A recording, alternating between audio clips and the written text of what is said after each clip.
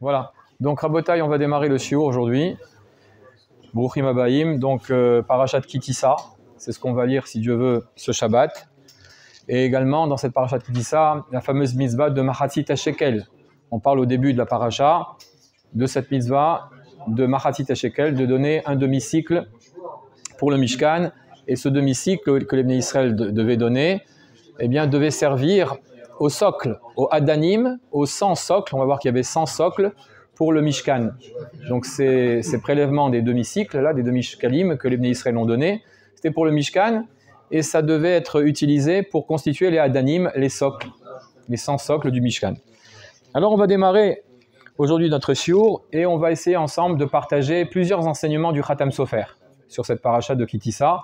Donc on va parler du Vaudor, on va parler de la Misa de Machatzit HaShekel et on va faire aussi un petit point sur la fête de Purim qui approche, puisque vous savez que dans un peu moins d'un mois, eh bien, nous allons célébrer la fête de Purim, Bezrat Hashem. Alors, cette mitzvah de Machatzit HaShekel est extrêmement étonnante.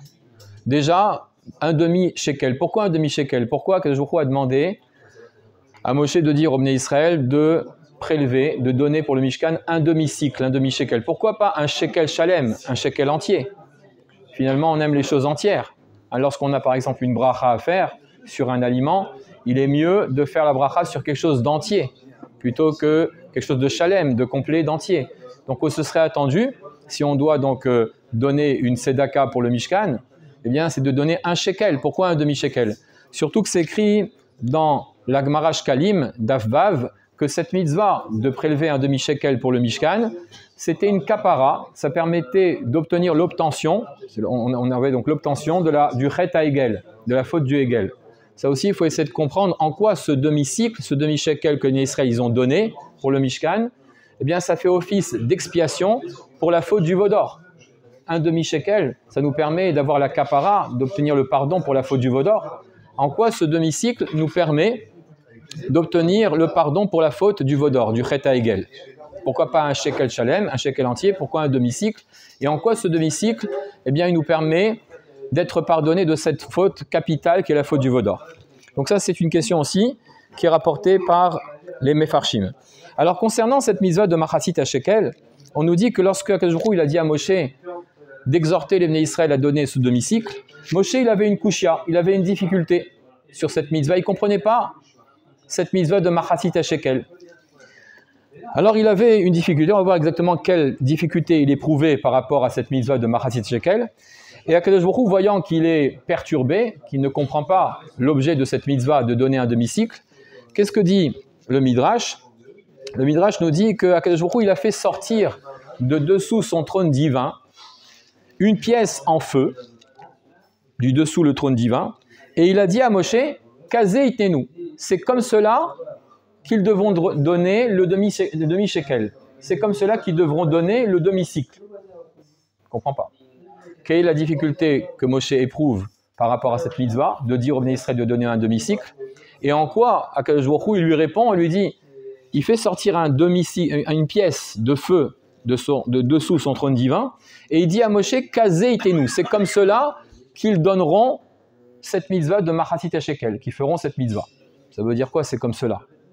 Quel rapport avec la pièce de feu que Hachem sort du dessous de son trône divin? C'est un midrash qui est surprenant, qu'il va falloir aussi ensemble essayer de comprendre. Il y a aussi un midrash qui dit que Moshe il a dit devant Akadosh Baruch Hu, Bema tarum keren Israël. Comment le salut des Bnei Israël il va pouvoir être obtenu? Ils ont fait la faute du Vaudor. Comment ils peuvent obtenir leur salut par rapport à cette faute du Vaudor?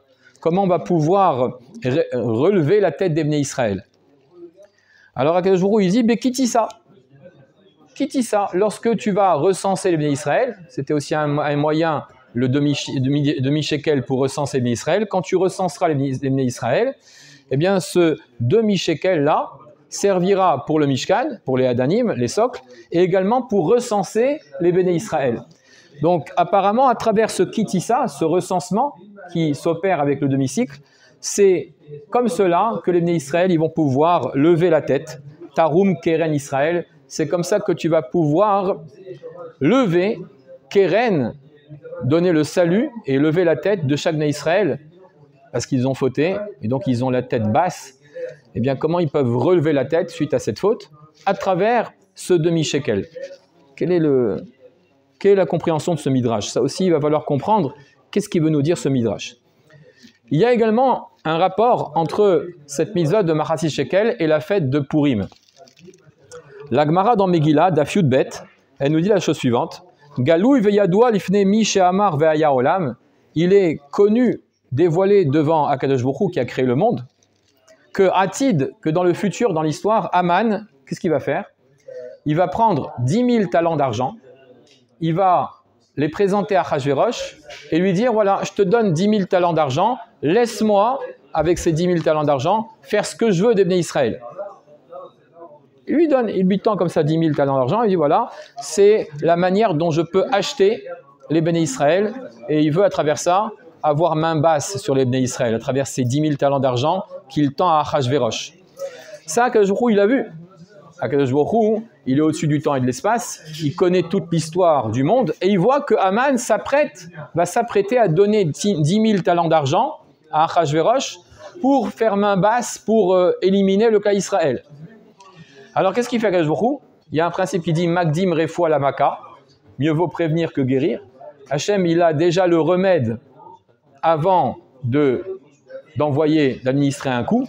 Donc ça, c'est un coup très dur. Ce que Haman veut faire des Bnei Israël, il veut nous liquider, nous exterminer. Qu'est-ce qu'il fait Akadosh Baruch Hu?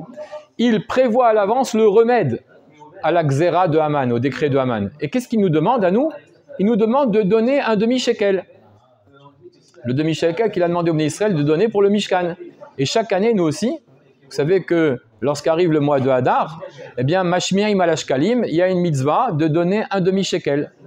Ce demi-shekel que les Bnei Israël ont donné pour le Mishkan, et ce demi-shekel qu'on donne chaque année dès que le mois de Hadar rentre, eh bien, c'est un moyen pour contrecarrer et annuler la xéra de Haman, le décret que Haman voulait nous exterminer.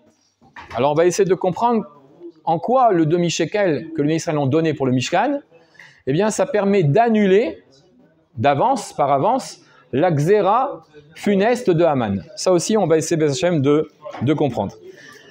On a également une autre dernière question. Le demi-shekel, pourquoi? Parce qu'on dit ma femme c'est ma moitié, et moi, ça fait un shekel. Tout à fait. Alors il y a plusieurs explications pourquoi un demi-shekel. Nous, on va essayer à travers le Khatam Sofer de comprendre c'est quoi l'objet de ce demi-shekel. Et enfin, dernière source que je vais vous rapporter sur laquelle il y a une question, c'est un Yerushalmi. Il y a un Yerushalmi dans le traité Shkalim, dans le Perek Aleph Halacha Gimel. Voilà ce que dit le Yerushalmi, le Talmud de Jérusalem, sur un des versets de la paracha, Kol ha'over à la Pekoudim. On sait que l'Israël devait être recensé suite à la faute du veau d'or. Donc tout celui qui passe et qui doit donc être recensé, alors il doit donner ce demi-shekel. Sur ce verset de Kol ha'over à la Pekoudim, eh bien le Yerushalmi il dit la chose suivante. Il traduit de cette manière-là, Kol ha'over à la Pekoudim, Kol de avar beyama iten. Tout celui qui a traversé la mer Rouge, eh bien, devra donner le demi-shekel. Quel rapport entre la traversée de la mer Rouge des Bnei Israël, lorsqu'ils étaient poursuivis par Pharaon, ils ont échappé à Pharaon et aux Égyptiens, quel rapport entre cet événement-là et le fait de donner le demi-shekel?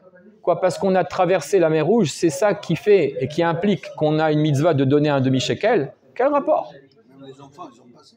Pardon? Les enfants. Tout à fait, tout le monde est passé. Absolument. Donc ça aussi, effectivement, c'est difficile parce que comme vous le dites, le demi-shekel, c'est à partir de 20 ans. Et là, on nous dit que tout celui qui est passé, qui a échappé à Pharaon et qui est passé, donc qui a traversé la mer Rouge, alors ce verset-là, apparemment, montre que tout celui qui est passé par la mer Rouge, il doit donner un demi-shekel. Comme vous dites, tout le monde est passé. Et le demi-shekel, c'est à partir de 20 ans. Biben Esrim Shana, à partir de 20 ans, va Marala. Donc, quel rapport entre le passage de la mer Rouge par les Bnei Israël et le fait que ça implique qu'on doit donner un demi-shekel? Donc, voilà les questions aujourd'hui du jour qui sont posées par de très nombreux commentateurs. Et on va, Bezrat Hashem, à travers un Yesod du Khatam Sofer, essayer de comprendre tout ce sujet-là et essayer d'en tirer un maximum d'enseignements et surtout un fondement capital comme on va le voir aujourd'hui. Alors, on va démarrer déjà avec ce que dit le Ramban. Le Ramban nous dit que concernant ce het haegel qu'on appelle la faute du veau d'or, en vérité, est-ce que vraiment les Bnei Israël, on peut imaginer une seule seconde qu'ils ont vraiment fait Avodah Zarah, qu'ils ont servi une idole, qu'ils ont fait vraiment Avodah Zarah? Le Ramban nous dit, à Dieu ne plaise, Chas v'Shalom, de penser une seule seconde que les Bnei Israël, ils ont commis la Avodah Zarah véritablement. C'est-à-dire qu'ils ont vénéré ce Dieu en or, qui est le veau. Le Ramban nous dit, et d'autres commentaires, disent que c'est impossible de penser une chose pareille. Il n'y a pas du tout de kfira à l'Hachem. Hein, c'est pas, Chas v'Shalom, ils ont renié leur foi en Dieu pour adorer un veau. C'est absurde. Velo shum emuna ba'egel. Ils n'ont pas voué une foi et une adoration véritable vis-à-vis de ce veau d'or. C'est pas possible, dit le Ramban. Et là, Ratsu sheye lahem more derer. Beaucoup de Mefarshim vont dans le sens du Ramban et disent qu'en vérité, ils ont voulu, à la place de Moshe, voyant que Moshe ne descend pas, il tarde à descendre, Moshe, ils ne le voient pas, alors ils ont voulu qu'il y ait un substitut, c'est-à-dire Moré Derer, un guide qui va remplacer Moshe pour conduire les Béné Israël dans le désert. Ils ont choisi un taureau. Alors maintenant, oui, alors c'est vrai, tout à fait. Bon, on va voir. En tout cas, sachez que ce n'est pas une Avodah Zarah pure et dure, mais ils ont voulu donc un substitut de Moshe, un Moré Derer, comme ça il dit le Ramban, d'accord? Quelque chose qui va leur permettre d'être dirigés à la place de Moshe tout au long de leur traversée du désert jusqu'en Eretz Israël.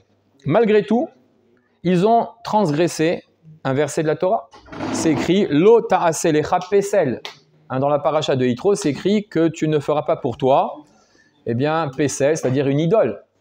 On n'a pas le droit de se façonner une idole. Mais là, ils n'ont pas toujours reçu la Torah. Pardon? Ils ont reçu, bien sûr. Ils ont entendu les Aseret Adiberot, les Bnei Israël. Pourquoi ils ont fait le taureau, non? Alors voilà, c'est ça. Donc la question se pose. Ils ont entendu les Aseret Adiberot, les 10 commandements. Et donc on va essayer de comprendre qu'est-ce qui s'est passé dans leur tête, qu'est-ce qu'ils ont fait exactement comme faute. Alors le Khatam Sofer, il développe ça, il donne cette notion extraordinaire sur cette paracha du Hegel. Il dit que les fils Nimsa Shelo Avru Israël al Torah Shebirtav et là al Torah Shebalpe. En vérité, tout le problème du Hegel, d'après le Khatam Sofer, c'est que les Bnei Israël, ils ont transgressé non pas la Torah écrite, mais la Torah orale. On va voir comment. Pourquoi? Et ça, c'est lié à ce que dit Rashi dans Parashat Yitro, au sujet du commandement de Lo yeh lecha Elohim acherim. C'est écrit dans Parashat Yitro, le deuxième commandement, c'est écrit Lo yeh lecha Elohim acherim al panai. Il n'y aura pas pour toi les dieux des autres devant moi. Et Rashi ramène quelque chose d'intéressant. Lo yeh lecha, il n'y aura pas pour toi les dieux des autres devant moi. Rashi nous dit Lama nema, pourquoi ce commandement, ce lave, cet interdit, il a été rapporté de Lo yeh lecha. Lama nema, pourquoi est-ce dit? Les fiches nemar lo ta'aselecha, parce qu'il est dit dans le pasuk d'Alet, lo ta'aselecha pesel, tu ne feras pas pour toi une idole. Enli, Rashi ramène la Mechilta, Enli ela shelo ya'ase et asouy gvar. D'où je ne peux que déduire de ce verset de lo ta'aselecha pesel, je ne peux déduire de ce verset qu'il ne doit pas faire, qu'on ne doit pas faire, on ne doit pas façonner, d'accord, une idole qu'on va vénérer de nos mains. Donc on déduit de ce verset de lo ta'aselecha pesel que c'est la fabrication d'une idole qui nous est interdite. Donc je déduis qu'il ne doit pas faire pour lui une idole. Il ne doit pas façonner pour lui une idole. Mais d'où on sait que l'idole qui a déjà été faite, on ne doit pas la maintenir, la conserver. Si quelqu'un il fait une idole, eh bien on n'a pas le droit ni de la servir, cette idole qui a été faite par autrui, ni même de la conserver. D'où on sait ça? Eh bien on sait ça du verset Lo yeh lecha Elohim acherim al panai, qui veut dire il n'y aura pas pour toi les dieux des autres devant moi. Ça veut dire que même si c'est quelqu'un qui façonne une idole, tu n'as pas le droit de servir cette idole qui a été façonnée par autrui, ni de la conserver. Pas seulement toi, tu n'as pas le droit de te façonner une idole et la servir. Même si cette idole-là, elle a été faite par autrui, eh bien, tu n'as pas le droit de la servir et tu n'as pas le droit de la conserver, de la maintenir chez toi. Donc on voit quoi? Le Khatam Sofer, il dit quelque chose d'extraordinaire. Il dit que finalement, à partir de cette Mechita, qu'est-ce qu'on voit? On voit que les Bnei Israël, ils ont transgressé Torah chez Baal Pé. Ils ont transgressé cette dracha que la Torah orale, fait concernant donc la Avodah Zara. Pourquoi? Parce que Aaron, qui c'est qui a fait l'idole? Qui c'est qui a fait le veau d'or? C'est Aaron. Et donc, étant donné que c'est Aaron qui a fait cette idole, eh bien, ils n'ont pas le droit de la conserver, de la servir et de la conserver, cette idole. Et malheureusement, eh bien, ils l'ont servi et ils l'ont conservé. Lo Havrou, donc d'après le Khatam Sofer, Lo Havrou, ils n'ont transgressé que à la Yotse Mimidrash, ce qu'on tire d'une dracha comme enseignement. Donc ils ont transgressé la Torah chez Baal Pé, Torah orale. Comme ça, il dit le Khatam Sofer. Donc tout le problème d'après le Khatam Sofer de cette faute du veau d'or, c'est d'avoir transgressé non pas la Torah écrite, mais la Torah orale, c'est-à-dire l'interprétation qu'on fait de la Torah écrite. L'interprétation qu'on vient de faire, c'est quoi? C'est que c'est écrit Lota Selecha Pesel, tu ne feras pas pour toi une idole. Ça, c'est écrit qu'on n'a pas le droit de se façonner une idole, la maintenir et la servir. Mais d'où on sait qu'une idole qui aurait été faite par quelqu'un d'autre, on n'a pas le droit ni de la servir ni de la conserver? Ça, on l'apprend d'une dracha, c'est-à-dire d'un raisonnement qui vient de la Torah orale. Et malheureusement, les Béné Israël, lorsqu'ils ont vu que Moshe, comme ça il dit Khatam Sofer, lorsque les Béné Israël, ils ont vu que Moshe, eh bien, il tardait à venir, alors ils ont dit, comme ça il dit le Khatam Sofer, Lo nachush le Baal Pe Shelo. Eh bien, on n'a plus besoin de craindre et de veiller à la Torah orale que Moshe nous a léguée. Veyadoua kikfia ta'ar. Et d'ailleurs, le Khatam Sofer, il explique que lorsqu'on a reçu la Torah, à Kadosh Baruch Hu, nous, pour la Torah écrite, on a dit Naase benishma, nous ferons et nous comprendrons. Mais pour la Torah orale, Akadosh Baruch Hu a dû nous placer la montagne au-dessus de notre tête pour nous forcer à accepter la Torah orale. Et Israël ne voulait pas accepter la Torah orale, pour la plupart. Pourquoi? Parce que la Torah orale, c'est compliqué. Il y a beaucoup de lois, beaucoup de xérot, de takanot. Donc c'est quelque chose qui est difficile à accomplir. Les Bnei Israël ont dit, pour la Torah écrite, on souscrit, il n'y a pas de problème. Naaseh benishma. Mais la Torah orale, ça c'est beaucoup plus difficile. Hein, c'est dur comme le feu, c'est compliqué. C'est dur à appliquer et à observer. Donc, ils ont fait marche arrière pour la Torah orale. Akadosh Baruch Hu, qu'est-ce qu'il a fait? Il a pris la montagne et il a mis cette montagne au-dessus de la tête des Bnei Israël et il leur a dit, si vous acceptez la Torah, c'est-à-dire Torah orale, alors tant mieux. Si vous n'acceptez pas la Torah orale, eh bien là-bas sera votre tombeau. Donc il les a menacés pour la Torah orale. Ils ne voulaient pas l'accepter. Et donc on voit ici que ça se réactive puisque lorsque Moshe tardait à descendre, qu'est-ce qu'ils ont dit les Bnei Israël? Eh bien ils ont dit « Lo nachush le Baal Pe Shelo » On ne veille plus aux enseignements oraux, à la Torah orale que Moshe nous a légués. Et donc, quelque part, ils se sont débarrassés de cette Torah orale. C'est ça qui les a amenés eh bien, à vénérer cette idole que Aaron lui-même a constituée. Alors quand on dit vénérer, ça veut dire quoi?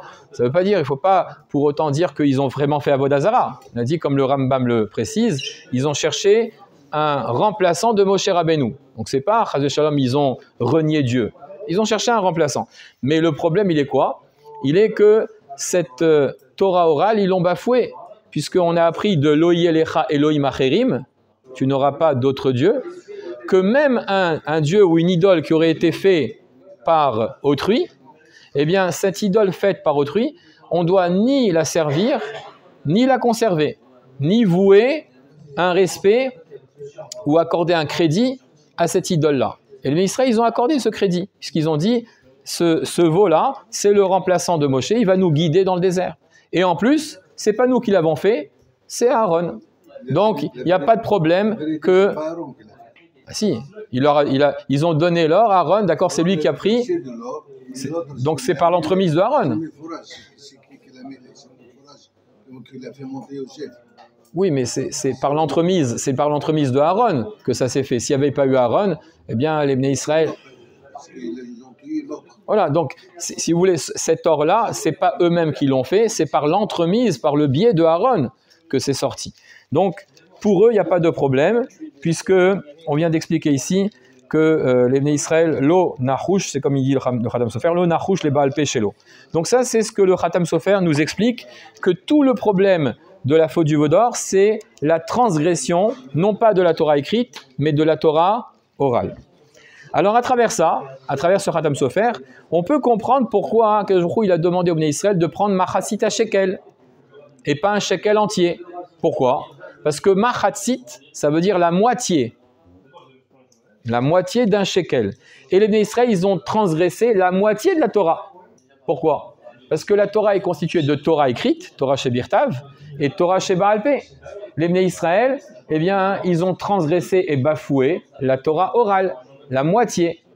Ils ont souscrit et adhéré à la Torah écrite, ils ont dit Naaseh Mishma, mais sur la Torah orale, c'est-à-dire les drashot, les explications, l'exégèse, tout ce qu'on peut tirer de la Torah écrite à travers des interprétations, eh bien ça, ils ont bafoué. Ça, ils ont transgressé. Et c'est pour ça, comme ils ont transgressé une partie de la Torah, la moitié, ils doivent amener la moitié d'un shekel. Comme ça, les Mefarshim expliquent. Et à travers ça, on comprend maintenant la difficulté qu'a éprouvé Moshe lorsque Dieu lui a dit « Les Bnei Israël doivent amener un demi-cycle ». Moshe s'est dit « Mais pourquoi un demi-cycle ? Ils devraient amener quelque chose d'entier, un shekel entier. » Alors qu'est-ce qu'il lui dit à Kadosh Baruch Hu ? Il fait sortir de dessous son trône divin une pièce de feu et il dit « Kazé itenu », c'est comme ça qu'ils donneront. C'est quoi cette histoire de pièce de feu ? Alors pour comprendre cette histoire de pièce de feu que Dieu fait sortir de dessous son trône divin et il dit à Moshe, c'est comme ça que les Bnei Israël vont pouvoir obtenir la kapara, le pardon pour la faute du veau d'or. Eh bien, il y a un midrash dans Shir HaShirim Rabbah qui ramène un verset connu de Shir HaShirim dans le deuxième Pérek de Shir HaShirim, c'est écrit Samechuni ba'ashishot. Alors, ça veut dire quoi Samechuni ba'ashishot, c'est le verset He du deuxième Pérek de Shir HaShirim, Samechuni ba'ashishot, Rapeduni batapohim, Kiholat ava ani. Traduction simple, réconfortez-moi par des gâteaux de raisin, restaurez-moi avec des pommes, car je suis dolente d'amour. En bon français. Alors, Samechuni ba'ashishot, comment on comprend ce Samechuni ba'ashishot? Le Midrash y ramène quelque chose d'intéressant. Samechuni ba'ashishot. Dans le mot ashishot, on entend le mot esh. Ashishot, esh. Le Midrash nous dit ashishot, c'est du pluriel. Bishte eshot. Bishte eshot. Avec deux feux. Comme si Akadosh Baruch Hu, il dit réconfortez-moi, vous les Bnei Israël, à travers les deux feux. Ba'ashishot, bishte eshot. C'est quoi les deux feux? Le feu d'en haut, le feu d'en bas. Le feu d'en haut, dit le Midrash, c'est la Torah écrite, qui émane directement de Dieu. Mais il y a le feu d'en bas. Le feu d'en bas, c'est Torah Sheba'al Peh. Pourquoi c'est un feu d'en bas? Parce que c'est donné entre les mains des Chachamim, Torah Sheba'al Peh. C'est eux qui commentent, qui interprètent, qui expliquent la Torah écrite. Donc c'est un feu qui vient d'en bas, des hommes, des Chachamim. Et malheureusement, eh bien, ils ont transgressé ce feu d'en bas, les Bnei Israël à travers les feux du veau d'or, puisque ils ont bafoué cette Torah orale. Alors, maintenant on comprend pourquoi Akadosh Baruch Hu, il dit, pour répondre à Moshe, sa difficulté de savoir pourquoi c'est un demi-shekel et pas un shekel shalem, lui dit, il prend donc le feu et lui dit, bah, ashishot. Ça veut dire quoi? Ça veut dire que ce feu rappelle eh bien, le feu d'en haut, le feu d'en bas. Et parmi ces deux feux, eh bien, il leur a manqué le feu d'en bas. Ils ont transgressé ce feu d'en bas, cette Torah orale qui est interprétée par les hommes. Le premier, c'est Moshe Rabbeinu. Ils l'ont transgressé. C'est pour ça qu'Hachem dit, pour avoir la kapara, eh bien, ils doivent amener un demi-shekel.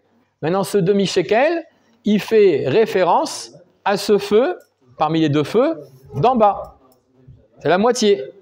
La moitié de ces deux feux, c'est un feu qui vient d'en bas. Donc c'est pour ça qu'Hachem lui a dit, Kazé itenu. Ils devront donner eh bien, un demi-shekel qui rappelle le feu d'en bas, qu'ils ont transgressé, la Torah orale, à travers la faute du veau d'or. Magnifique. Alors j'ai pensé comme ça aussi que le feu, c'est quelque chose qui éclaire. Alors lorsqu'il vient d'en bas, ça veut dire que c'est les Chachamim qui nous éclairent par l'interprétation qu'ils font de la Torah écrite.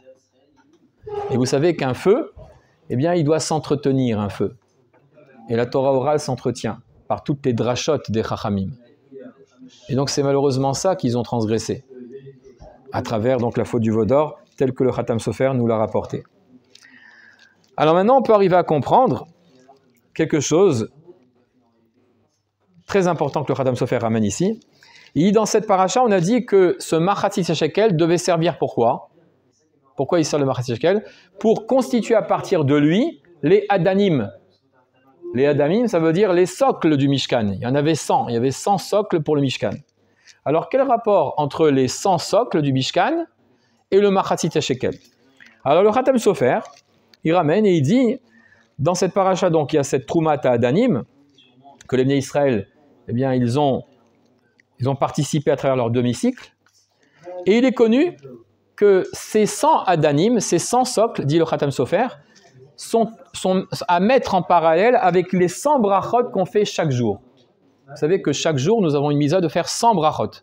Et le Khatam Sofer, il dit qu'il y a un lien entre les 100 socles du Mishkan, les 100 Adanim, et les 100 brachot. D'ailleurs, dans le mot Adanim, on a Adon. Adon, c'est Baruch Ata Amonai, donc la bracha qu'on fait, les 100 brachot qu'on fait avec le nom d'Hachem. Donc dans Adanim, vous avez Adon. Hein, notre ADN, moi j'aime bien dire aussi Adanim, il y a le mot.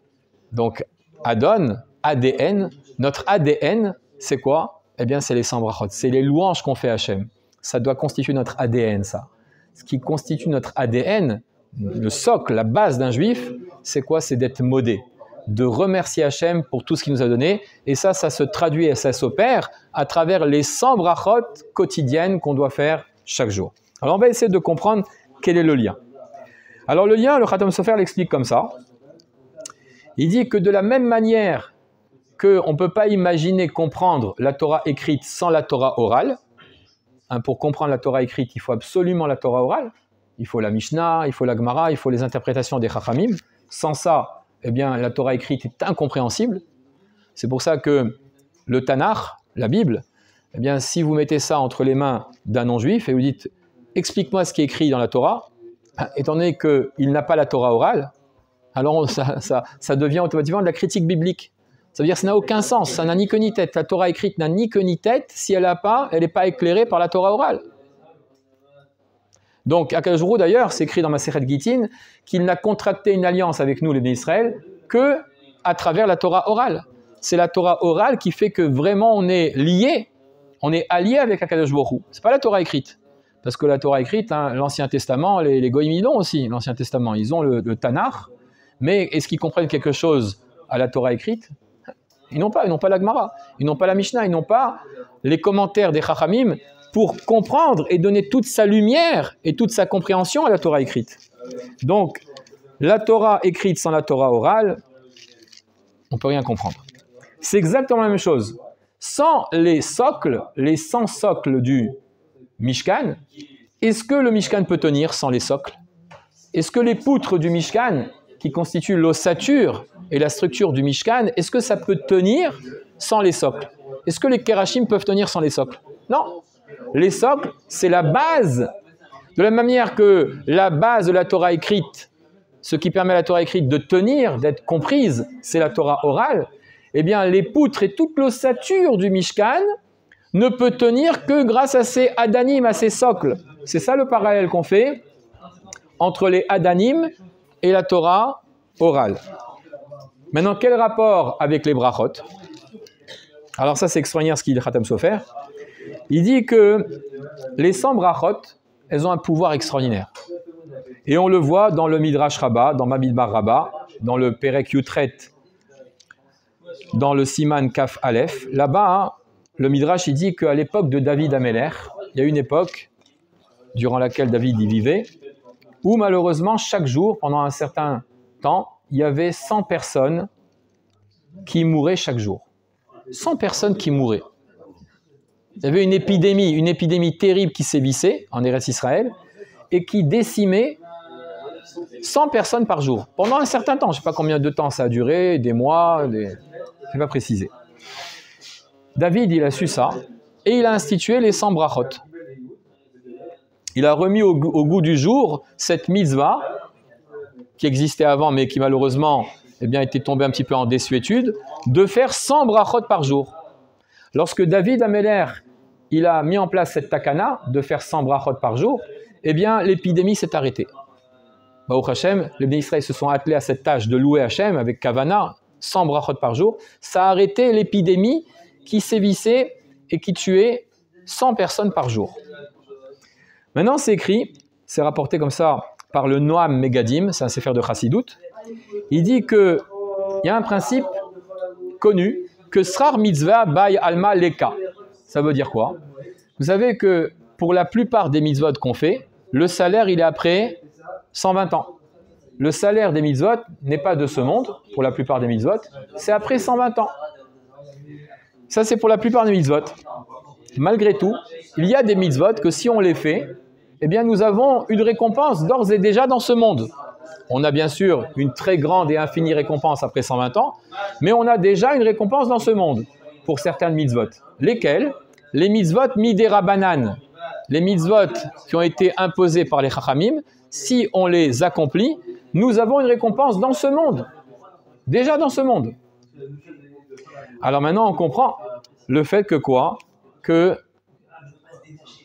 David Améler, en instituant les 100 brachot, il a permis à l'épidémie d'être stoppée. Et donc, il a amené la bracha dans ce monde. Les Bnei Israël, ils ont eu une vie, une bonne vie, à travers cette takana, cette institution, de faire 100 brachot par jour. Donc, ils ont été récompensés de cet arrêt de l'épidémie et des brachot qui ont découlé de cet arrêt de l'épidémie, à travers cette institution qui vient de David, qui est un chacham, les Rabbanan, qu'il a institué. De là, on apprend quoi? On apprend que lorsque on souscrit et on adhère au mitzvot midei Rabbanan, on est béni sur terre. On a la bracha sur terre. On est récompensé d'ores et déjà dans ce monde-là. Alors, de là, on comprend maintenant que les Bnei Israël, ils ont eu cette kapara à travers le Machatzit HaShekel. Le Machatzit HaShekel a permis à ce que les Bnei Israël ne soient pas anéantis dans cette faute du veau d'or. Ils ont continué à vivre, Baruch Hashem, avec la bracha. Parce que ce Machatzit HaShekel, eh bien, il a été donné pour constituer les 100 socles qui sont à mettre en parallèle avec les 100 brachot qui permettent d'ores et déjà dans ce monde d'obtenir une bracha. Une récompense donc dans ce monde matériel. C'est magnifique. Et ça nous permet de comprendre la question qu'on avait posée au début du shiur. Moshe dit, comment Tarum Keren Israël, comment est-ce que le salut des Béné Israël, eh bien, il va pouvoir être relevé? Comment les Béné Israël ils vont relever leur tête après cette faute terrible du veau d'or? Et Hachem de lui dire, Bekitissa. Ça veut dire quoi? Comme si Hachem lui dit, comment ils vont pouvoir relever la tête et avoir la bracha et la kapara pour cette faute du veau d'or? Eh bien, à travers le Machatzit HaShekel. On comprend maintenant. Parce que le Machatzit HaShekel vient être mechaper la Torah orale que les Bnei Israël ils ont bafouée et enfreint à travers la faute du veau d'or, tel que le Khatam Sofer l'a développé, expliqué. Donc on comprend qu'à travers ce Machatzit HaShekel, ils obtiennent la kapara et donc automatiquement ils ont la bracha, ils peuvent se maintenir dans ce monde. Alors qu'à la base, Akadosh Baruch Hu était très en colère et il voulait exterminer tout le clan Israël suite à cette faute-là. C'est grâce au Machatzit HaShekel que les Bnei Israël, ceux qui sont restés vivants, ont eu leur kapara, leur pardon pour la faute du veau d'or. Donc ils ont été mechaper cette Torah chez Baal Pé qu'ils ont transgressée. Donc on comprend qu'à travers ça, ils ont relevé la tête et obtenu leur salut. Et ça permet également de comprendre le fameux Yerushalmi qu'on a rapporté au début, la couchette sur le Yerushalmi, sur Kol HaOver à la Pekoudim. Qu'est-ce qu'il a dit, le Yerushalmi, sur Kol HaOver à la Pekoudim? Kol de'avar beyama iten. Tout celui qui a traversé la mer Rouge, il devra donner le demi-shekel. Quel rapport entre la traversée de la mer Rouge et le Machatzit Shekel? Alors pour comprendre ça, il faut rapporter un autre chidouche du Khatam Sofer sur un midrash magnifique que le Khatam Sofer ramène à propos de la traversée de la mer Rouge. Le midrash nous dit que lorsque les Bnei Israël étaient sur le point de traverser la mer Rouge, la mer au début elle ne voulait pas s'ouvrir. Elle faisait obstacle, la mer. Alors, elle ne voulait pas s'ouvrir. Alors c'est écrit à ce moment-là que l'ange, Akadosh Baruch Hu, il a envoyé l'ange Gabriel, dit le Midrash. Donc c'est intéressant parce que l'ange Gabriel, c'est l'ange du feu. Et on a parlé du feu tout à l'heure par rapport au Maaseh Shekel. Donc l'ange Gabriel, eh bien, il a proclamé à l'ange de la mer Rouge, il lui a dit, tu vas t'ouvrir devant les Bnei Israël. Pourquoi? Dit le Midrash, Bisrout tzitzit shelifnehem ou me'acharehem. Par le mérite de la mitzvah des tzitzit, eh bien, tu vas t'ouvrir devant les Israël. Grâce à cette mitzvah des tzitzit, qu'on porte les tzitzit, on a, d'accord, les deux donc tzitziot de devant et les deux tzitziot de derrière, eh bien, ça nous a permis que la mer s'ouvre. Quel rapport? Alors, il explique comme ça le Khatam Sofer. On sait que les tzitzit nous permettent de nous rappeler des 613 mitzvot. Uzrachtem, et kol mitzvot Hashem, va'asitem otam. Donc, quand tu vois les tzitzit, tu te rappelles, c'est un pense-bête pour se rappeler des mitzvot. Pourquoi? Comme le dit la Gemara Menachot, dans les tzitzit, on a dans les tzitzit un fil techelet, un fil bleu. Et ce techelet, cette couleur techelet, rappelle la couleur de la mer. Et la couleur de la mer, elle tend sur la couleur du ciel. Et la couleur du ciel, elle tend sur la couleur du kiseh hakavod, kaviachol. Donc par ricochet, quand tu vois le techelet des tzitzit, tu te souviens d'Hachem et de toutes les mitzvot que Hachem t'a demandé d'accomplir. D'accord? Ce techelet te rappelle le tachlit, la finalité qui est de t'attacher à Hachem à travers l'observance des 613 mitzvot. D'ailleurs, il y a un principe mnémotechnique facile pour se rappeler de cette notion, c'est que la gematria de tzitzit, ça fait 600. Tzitzit, ça fait 600. Maintenant, dans les tzitzit, il y a 8 fils. Aux 4 coins, tu as 8 fils. Donc 600 plus 8, ça fait 608. Et tu as 5 nœuds. À chaque tzitzit, tu as 5 nœuds. Donc tu as 600 plus 8 plus 5. Donc à travers la gematria de tzitzit 600 plus les 8 fils et les 5 nœuds, tu te rappelles qu'il faut accomplir les 613 mitzvot. D'accord. Alors, maintenant, on va comprendre quelque chose ici. Les tzitzit qu'on porte de devant rappellent, dit le Khatam Sofer, la Torah écrite. Pourquoi? Parce qu'il dit Lifnehem remez et Torah shebirtab shem lefanenu. Parce que la Torah shebirtab, elle est face à nous. Dieu nous l'a présentée face à nous. Nous dit voilà les lois de la Torah écrite. Est-ce que vous allez souscrire à ça? On a dit Naaseh Venishma. Donc les tzitzit qu'on porte de devant font référence à la Torah chez Birtav, comme ça dit le Khatam Sofer. La Torah qui est face à nous, qui est claire et qu'on doit respecter. Et les tzitzit, les deux qu'on porte derrière nous, eh bien ça fait référence, dit le Khatam Sofer, à la Torah chez Baal Peh, à la Torah orale. Pourquoi? Parce que c'est derrière. Pourquoi c'est derrière? Parce qu'il faudra attendre les Talmidei Chachamim, les Tanaïm, les Amoraïm, pour nous interpréter cette Torah écrite à travers la Torah orale. Donc c'est derrière. Dans le temps, c'est plus tard que cette Torah écrite qu'on a acceptée au Mont Sinaï. Il va falloir toute l'histoire du clan Israël pour que les Chachamim viennent et interprètent et donnent des takanot et des xérot et des interprétations sur la Torah Shibirtav. Donc c'est comme les tzitzit qu'on porte derrière. Comme ça il dit le Khatam Sofer. Alors maintenant on comprend le lien avec le Machatzit à Shekel, à savoir Kol De'avar Beyama Iten. Qu'est-ce qu'il dit Yerushalmi? Kol De'avar Beyama Iten. Tout celui qui a traversé la mer Rouge, eh bien Iten, il donnera le Machatzit Shekel. Ma Kesher. Quel rapport entre la traversée de la mer Rouge par Israël et la mitzvah de Machatzit à Shekel? Alors il explique comme ça le Khatam Sofer. Il dit étant donné que quoi? Que nous avons à travers ce Machatzit à Shekel réparé la faute du veau d'or qui se traduisait par l'infraction de la Torah chez Baal Peh, alors automatiquement, Bisrout, la Torah chez Baal Peh, qu'on voit à travers les tzitzit, puisqu'on a dit que les tzitzit de derrière rappellent Torah chez Baal Peh, alors c'est à travers donc ces tzitzit que la mer s'est ouverte, qu'on a pu passer à travers la mer. Donc par le sroud de la Torah chez Birtav, bon ça on l'a gardé, mais aussi, et surtout, j'allais dire, par le sroud de la Torah chez Baal Peh. Pourquoi?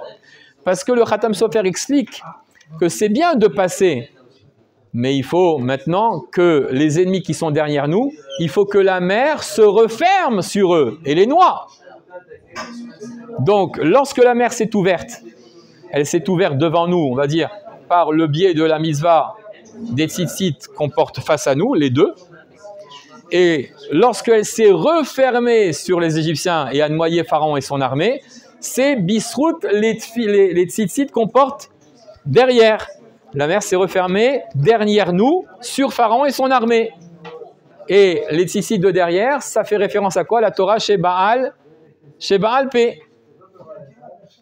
Et donc on comprend maintenant le lien que tous ceux qui ont pu passer et échapper à Pharaon lors de cette traversée de la mer Rouge, eh bien, ils donneront Machatit Shekel. Quel rapport? Ben oui, puisque Machatit Shekel vient nous permettre d'obtenir la Kapara par rapport à la Torah chez Baal P qu'on a enfreint à travers le veau d'or. Donc, on comprend maintenant le lien. Magnifique ce Ratam Sofer. Alors maintenant, on peut aussi comprendre la fameuse Gemara dans Megillah, qu'on a rapportée au début du cours. Qu'est-ce qu'elle dit la Gemara dans Megillah? Elle dit que lorsque Akadosh Baruch Hu, il a vu dans l'histoire que Haman allait se lever pour donner à Achashverosh les 10 000 talents d'argent pour la solution finale, Chas Shalom, eh bien, qu'est-ce qu'il a fait Hachem? Il a vu ça Hachem.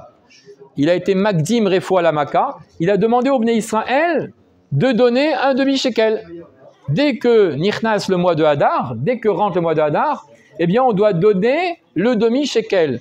Et ça permet d'annuler, ça a annulé cette xéra de Haman. On a posé la question, quel rapport? Quel rapport entre le demi-shekel qu'on donne dès que le mois de Hadar rentre et que ça a pour fonction d'annuler la xéra de Haman des 10 000 talents d'argent qu'il a cherché à donner à Achashverosh. Et d'ailleurs que Achashverosh n'a pas reçu, n'a pas accepté. Alors pour comprendre ça, il faut ramener cette Gemara dans Megillah d'Af Yud Bet. Pourquoi finalement il y a cette xéra de Haman? Pourquoi nous étions voués, Chas v'Shalom, à disparaître à travers la xéra de Haman? Que Dieu nous en préserve. Pourquoi? Alors la Gemara elle ramène dans le traité Megillah d'Af Yud Bet deux raisons. C'est la fameuse discussion entre Rabbi Shimon Bar Yochai et ses élèves. Pourquoi le Klal Israël est voué à disparaître à travers la xéra de Haman? Alors il y a deux opinions qui sont apportées. Soit parce qu'on a profité du festin d'Achashverosh, alors on est voué à disparaître, ou alors parce qu'on s'est prosterné plusieurs années avant à l'idole de Nabuchodonosor. Comme ça, c'est rapporté dans Masechet Megillah. Et en vérité, j'allais dire, une faute réactive l'autre. La faute d'avoir participé au festin d'Achashverosh, les Bnei Israël ont participé au festin d'Achashverosh, eh bien on va voir que, quelque part, ça réactive la faute de s'être prosterné plusieurs centaines d'années avant, plusieurs années avant, un peu moins de 100 ans, à l'idole de Achashverosh, de Nebuchadnezzar. Alors quel rapport? Si on réfléchit bien, on voit que dans ces deux avérotes, profiter du festin d'Achashverosh ou se prosterner à l'idole de Nebuchadnezzar, ils ont enfreint non pas la Torah chez Birtav, mais la Torah chez Baal P. Pourquoi? On va expliquer pourquoi. Parce que dans cette Séouda que Achashverosh a ouverte pour toute la population de Shushan, les Juifs y compris, est-ce que cette Séouda, elle était cachère ou pas cachère au niveau de ce qu'on a mangé? C'était cachère ou c'était pas cachère? Eh bien, c'est écrit dans les Mefarshim que c'était cachère. Aïta Kadat, comme c'est écrit dans Megillah, Aïta Kadat. Elle suit, cette Séouda, elle suit les règles de la cacheroute. C'était cachère, méadrin, mia méadrin. Parce que c'est écrit dans Megillah, dans la Megillah d'Esther, la Asot Kirson Ish Vaish. Achashverosh, il savait que les Israël mangeaient cachère et que peut-être qu'il refuserait de prendre part à ce festin parce que c'est pas cachère. Alors Achashverosh s'écrit la Asot Kirson Ish Vaish.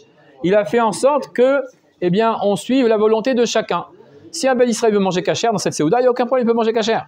La Asot Kirson Ish Vaish, comme c'est écrit dans Megillat Esther, Perek Aleph, Pasukret. Ça veut dire quoi, Kirson Ish Vaish? Kirson Mordechai ve Haman. Selon la volonté de Mordechai, qu'il voulait que ce soit cachère, et selon la volonté de Haman. Alors donc on voit que, d'après de nombreux commentateurs, la Séouda de Achashverosh, c'était une Séouda qui était cachère, qui était kshera. Donc finalement, alors voilà, ils ont mangé cachère, alors quel est le problème? Pourquoi ils sont voués en ayant participé à cette Séouda, à l'extermination. Pourquoi? Eh bien parce qu'ils ont enfreint la Torah orale. Comment? Mordechai leur a dit, je vous interdis à aller à cette Séouda. Mordechai, c'est un rabbin, c'est un rave, c'est un Talmid Chacham, c'est comme un Nassi, c'est comme un Rosh HaSanhedrin, il est Rosh HaSanhedrin.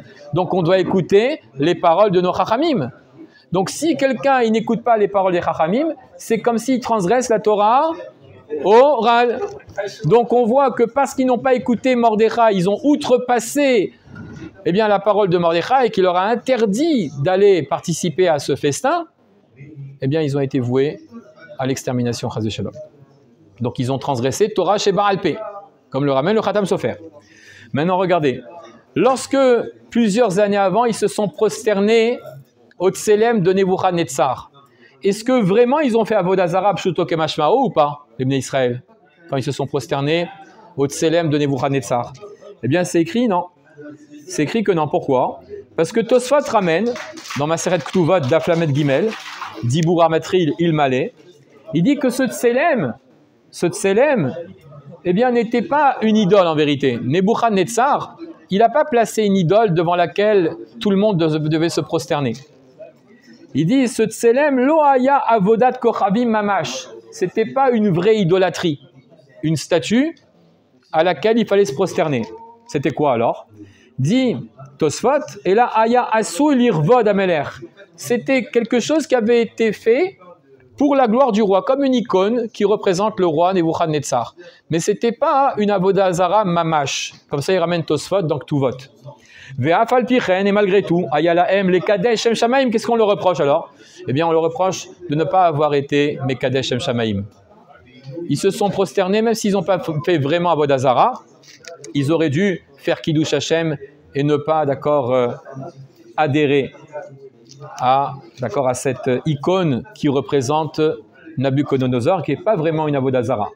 Et donc ils auraient dû être mekadesh shem shamaim. Donc ils ont transgressé non pas la Torah chez Birtav, mais Torah chez Baal Pé.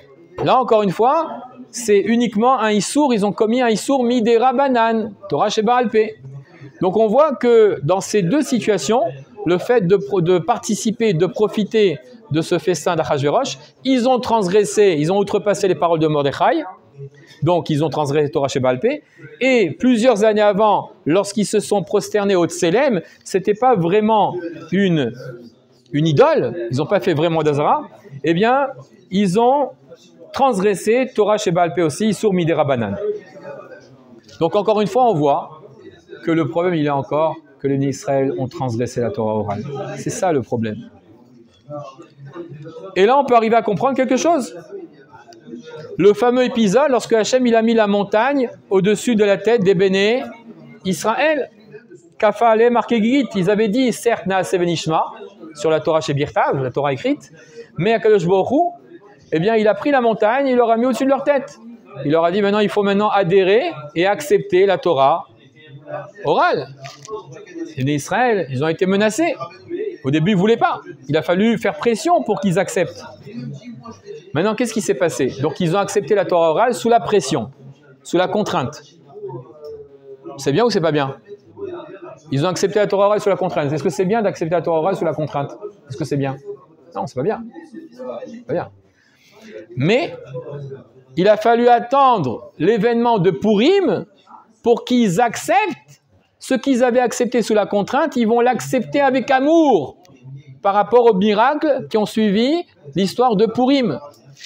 Kimu ve kiblu. Kimu, ma she kiblu gvar be'ones ou bekfia. Rashi explique, adore kibloua bimei Achashverosh, mais ahavat anes. Les Béné Israël, ils ont décidé d'accepter la Torah orale avec un grand amour, contrairement au moment où Har Sinaï, ils avaient accepté cette Torah sous la contrainte. Ils l'ont accepté par amour du Nes, de ce miracle qui a été opéré par Mordechai et Esther. Ils ont accepté la Torah orale avec Ahava, avec amour. Alors, tous les commentateurs posent la question. Ça veut dire quoi? Ils ont accepté la Torah orale par rapport au miracle. Mais avant l'épisode de Purim, l'histoire de Purim, il y avait d'autres miracles qui se sont produits pour les Béné Israël. Comment ça se fait qu'ils ont attendu Pourim pour accepter la Torah orale avec amour? Ils ont vécu d'autres miracles avant Pourim. Oui, il y a eu d'autres miracles. Lorsqu'ils sont sortis d'Égypte, tous les miracles, depuis la sortie d'Égypte jusqu'à l'événement de Pourim, il y a eu d'autres miracles. La manne, d'accord, et tous les miracles qu'ils ont assistés lors de la sortie d'Égypte, et même lorsqu'ils sont arrivés en Eretz Israël, il y a eu énormément de miracles. La guerre, d'accord, qu'ils ont menée contre les 31 rois, il y a eu des miracles extraordinaires. Donc, ils ont vécu d'autres miracles. Comment se fait-il qu'ils ont attendu l'histoire de Pourim pour accepter la Torah orale avec amour? Ça, c'est la question que tous les commentateurs demandent. Mais à travers ce qu'on a expliqué au nom du Khatam Sofer, on comprend. Pourquoi? Parce que justement, lorsqu'ils ont vu que ce miracle de Pourim, il a été fait par le biais de qui? De Mordechai et Esther, qui sont des tzadikim. Mordechai, c'est un Talmid Chacham. Il véhicule, Mordechai, la Torah chez Baal Pé, Rosh HaSanhedrin. Esther, c'est une sadéquette. Donc le miracle a été opéré par des êtres humains. Et Mordechai, qui a été l'un des instigateurs de ce miracle. Alors ils ont compris. Ils ont dit, on a intérêt à souscrire à la Torah orale. Lorsqu'on écoute les Chachamim, lorsqu'on adhère à la Torah orale, eh bien on vit des miracles. On a la bracha, la bénédiction, on vit des miracles, on échappe au décret funeste de Haman, on a la bracha dans ce monde, on est d'ores et déjà récompensé en souscrivant à tout ce que les Chachamim nous dictent, toutes les xérot et takanot, tout ce qui est Torah orale, tout ce qui représente la Torah chez Baal Pé, eh bien on est gagnant sur toute la ligne. Donc ils ont compris que ce miracle a été fait à travers Mordechai et Esther pour leur apprendre, leur faire comprendre que si vous voulez votre salut, si vous voulez échapper à l'exara de Haman, si vous voulez échapper à l'épidémie qui sévissait à l'époque de David, si vous voulez avoir la kapara pour la faute du veau d'or, avoir la bracha d'ores et déjà dans ce olam hazé, et à plus forte raison dans le olam haba, eh bien il faut s'attacher à la Torah chez Baal Pé. Quelqu'un qui s'attache à la Torah chez Baal Pé, eh bien il est gagnant sur toute la ligne, et surtout la Torah chez Baal Pé. Quelqu'un qui ne souscrit pas à la Torah chez Baal Pé, chas v'shalom, comme les Sédoukim, les Sadducéens, eh bien, qui n'adhéraient qu'à la Torah chez Birtav et qui bafouaient la Torah chez Baal Pé, c'est une catastrophe, c'est un apikoros, il a un digne d'apikoros celui-là. Donc si on veut la bracha, barolam hazé et barolam haba, eh bien, si on veut bénéficier de miracles, comme ça s'est passé à l'époque de Pourim, eh bien, il faut souscrire à la Torah chez Baal Pé. C'est pour ça que lorsqu'ils ont vu ce miracle de Pourim qui a été fait par l'entremise de Mordechai, qui incarne les Chachamim et la Torah chez Baal Pé, ils ont dit voilà, on a échappé à l'exéra, Bisrout Mordechai et Esther, alors on accepte maintenant. On comprend que les rabbins, lorsqu'ils instituent des choses, eh bien c'est par amour pour le clan Israël, c'est pour protéger la Torah Shivirtav. Pourquoi les Chachamim font des takanot? Pourquoi ils font des xérot? Ve'asu seyag la Torah, comme c'est écrit dans Pierre Kahavot, Ve'asu seyag la Torah. La Torah a besoin de barrières, comme un beau jardin. Un beau jardin, si on ne veut pas que les fleurs soient piétinées dans ce beau jardin et qu'on puisse rentrer dans ce jardin et profiter de la beauté des fleurs, de leurs bonnes odeurs, il faut que ce jardin soit clôturé. Il faut qu'il y ait des barrières autour de ce jardin. La Torah, c'est comme un jardin, c'est un gan. Dans la Torah, il y a 53 parachiotes. En vérité, c'est 54, mais on dit gan chez le Torah. Ça veut dire que c'est un jardin, la Torah. Et il faut se préserver ce jardin. Qui c'est qui préserve les lois de la Torah écrites en mettant des barrières, des takanot, des xérot, des institutions? Ce sont nos chachamim. Ce sont les gardiens de la loi, les gardiens de la Torah Shivirtav. Donc, on a fort intérêt à écouter les chachamim. On dit que celui qui n'écoute pas les chachamim et Torah chez Baal Pé, eh bien, il est chayav mita. Il serait passible de mort. Il est poretz gader. C'est une catastrophe. Donc on voit combien ce message du Khatam Sofer, il est très important ici. Combien les Bnei Israël, ils ont gagné pendant toute leur histoire à adhérer à Torah chez Baal Pé. Et lorsque malheureusement, comme on a vu à travers la faute du veau d'or, ils ont bafoué Torah chez Baal Pé, ils ont été ouverts, comme dit le Khatam Sofer, Torah chez Baal Pé, eh bien malheureusement, ils méritaient d'être tous anéantis. Certains sont morts, ceux qui ont vraiment adoré le veau d'or, ils ont voué un vrai culte au veau d'or, ils sont morts ceux-là. mais même ceux qui sont restés passifs et qui finalement, ils ont laissé cette Torah chez Baal Pé être transgressée. Ils ont besoin d'une kapara. Quelle kapara? Machatzit HaShekel. Pourquoi? Parce qu'ils ont été ouverts sur Chatzi Shel Torah. Ils ont transgressé la moitié de la Torah. C'est comme si en vérité ils ont transgressé toute la Torah. Quelqu'un qui n'adhère pas à Torah chez Baal Pé, en vérité c'est comme si toute la Torah il avait fait sauter. C'est pour ça que lorsqu'ils ont fait cette faute du veau d'or, c'est écrit dans les Mefarshim que les Malachim sont descendus et leur ont repris les 2 couronnes qu'ils avaient mérité de recevoir lorsqu'ils avaient dit Naase Venishma. Naase Venishma. Il y avait 2 couronnes. Normalement, selon Khatam Sofer, on aurait dû perdre une couronne puisqu'on a outrepassé Torah chez Baal Pé. Torah chez Birtav n'a pas été ouvert. Comment ça se fait qu'on a perdu les 2 couronnes? Pourquoi? C'est très simple. Parce que sans la Torah orale, la Torah chez Birtav n'a pas de sens. Une Torah chez Birtav, une Torah écrite sans Torah chez Baal Pé, c'est 0. Ça vaut rien. Ça vaut rien. La Torah écrite sans la Torah orale, ça ne vaut rien. On ne comprend rien du tout, on n'est pas éclairé, on ne sait pas comment faire les mitzvot. C'est 0. C'est pour ça que lorsqu'on a transgressé Torah chez Baal Pé, eh bien ce sont 2 couronnes qu'on a perdues, pas seulement la moitié une couronne. Pour dire que tu as transgressé Torah chez Baal Pé, tu perds tout. Tu perds les 2 couronnes que tu avais obtenues lorsque tu avais dit Naase Venishma. Voilà. Alors, il est -10. Baruch Hashem, on a donc développé ce Yesod du Khatam Sofer à travers toutes les questions qu'on a rapportées, Baruch Hashem, avec Akadosh Baruch Hu, on a répondu à ces questions-là. Si vous avez des questions maintenant sur ce qu'on a développé, on peut profiter des 10 minutes qui nous restent pour répondre aux questions. Alors, est-ce que vous avez des sheilot sur le cours d'aujourd'hui? Un demi-shekel, c'est pas beaucoup. Oui, un demi-shekel, c'est pas beaucoup. Mais en vérité, justement, on vient de te dire ici, c'est pas, tu peux mettre tout l'argent du monde, c'est pas ça. C'est ce qu'il faut, c'est bien comprendre et intégrer dans notre cœur le principe. C'est pas plus tu donnes, plus tu as de l'argent et plus tu penses avoir l'expiation de tes fautes en donnant un maximum, c'est ça qui va te permettre d'obtenir ton pardon. Ce qui compte, c'est la qualité, c'est pas la quantité. La qualité, ici, on l'a perdue. La qualité, quelle qualité on a perdue? La qualité d'adhérer à la Torah orale. Alors, Akadosh Baruch Hu, il n'a pas voulu que le riche ou le pauvre, le riche, il a beaucoup d'argent, il va donner beaucoup, et le pauvre, il donne ce qu'il peut. Non. Chacun est logé à la même enseigne. Qu'on soit riche ou qu'on soit pauvre, nous devons tous donner un demi-shekel et ça suffira. Mais ça suffira. À quel moment ça suffit pour expier la faute? Lorsqu'on a intégré tout le cours d'aujourd'hui.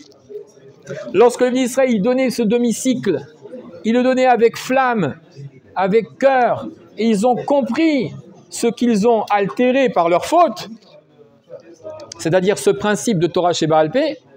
Lorsqu'on va donner, on donne avec tout son cœur, et on dit Hachem, pardonne-moi, voilà, je n'ai pas adhéré à Torah chez Baal Pé, je te demande de me pardonner si j'ai outrepassé la moitié de la Torah.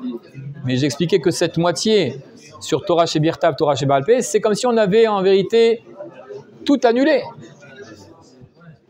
Mais le demi-shekel montre ici que la faute, elle était portée, non pas sur Torah chez Birtav, parce que Torah chez Birtav, ils n'ont pas transgressé à travers le veau d'or, d'après le Khatam Sofer, Torah chez Birtav, ils ont transgressé Torah chez Baal Pé. La Torah chez Birtav, ils n'ont pas transgressé. Pourquoi? Parce que la Torah chez Birtav te dit quoi? Te dit Lo ta'ase lecha pesel. Tu ne feras pas pour toi une idole. Ils ne l'ont pas faite. Ils ont demandé à Aaron de prendre cet or-là et qu'il sorte un moré d'Erer. Donc, c'est par l'entremise d'Aaron que ça s'est fait. Alors, on aurait pu penser que ça, c'est pas interdit par Akadosh Baruch Hu. Ce qui est interdit, c'est ce qui dit noir sur blanc à Dieu, l'ota, c'est les rabessels, tu n'as pas le droit de faire pour toi une idole. Tu la confectionnes, tu la fais, tu la sers et tu la conserves, c'est interdit ça. C'est clairement écrit, Torah chez Birtav. D'où on apprend que même une idole qui a été faite par autrui, tu n'as pas le droit de la servir et la conserver. Eh bien ça, on l'apprend d'une dracha, c'est-à-dire de la Torah orale, d'une interprétation. De quoi? De quel verset? De Lo yelecha Elohim acherim al panai, qui te dit tu n'auras pas d'autre Dieu. quelle que soit l'origine de ce Dieu, qu'il soit fait par toi, cette statue, ou qu'elle soit faite par autrui, dans tous les cas, tu n'as pas le droit d'y adhérer, de la conserver, de la servir, d'y adhérer. Mais ça, tu apprends ça quoi? À travers la Torah orale, à travers une interprétation que nos chachamim font. Lorsque Moshe n'est pas redescendu, ils ont dit ah, c'est pas grave ce que Moshe nous a interprété. Allez, ils ont mis de côté Torah chez Baal Pé, alors qu'ils avaient reçu ce message, cet enseignement, ils ont reçu cette loi. Mais comme Moshe n'était pas là, ils ont dit allez, ils ont pensé, ils ont réfléchi avec leur propre cervelle, et ils ont dit nous, on renie pas Dieu, on va se créer, on va se faire à travers Aaron, eh bien, un moré d'Erer, c'est-à-dire une force qui va remplacer Moshe, qui va nous diriger dans le désert, mais on reste attaché à Dieu. Hein. Ça, c'est pas bon, ça. Là, d'accord, on a outrepassé ce que Moshe nous avait inculqué, nous avait enseigné à travers Torah chez Baal Pé. Donc, le point ici essentiel que le Khatam Sofer développe durant toute cette dracha, et on a rapporté plusieurs sources pour appuyer ce principe, eh bien, c'est Torah chez Baal Pé qu'ils ont transgressé, qu'ils ont été envers. D'accord? Des questions ou pas? Non? Khazak. Donc, Aman, il est d'origine des Amalek. Aman, c'est un descendant d'Amalek, oui, tout à fait. Très bien. Voilà, alors Khazak, pour votre présence d'aujourd'hui, votre participation, et qu'on se renforce, nous, avant Purim, encore un peu plus, à observer Torah chez Birtav, et surtout Torah chez Baal Pé, pour qu'on puisse nous aussi obtenir, si Dieu veut, vite notre salut, notre Géoula qu'on attend ardemment, Géoula Shlema, Amen, Ken Yiratzon. La première année.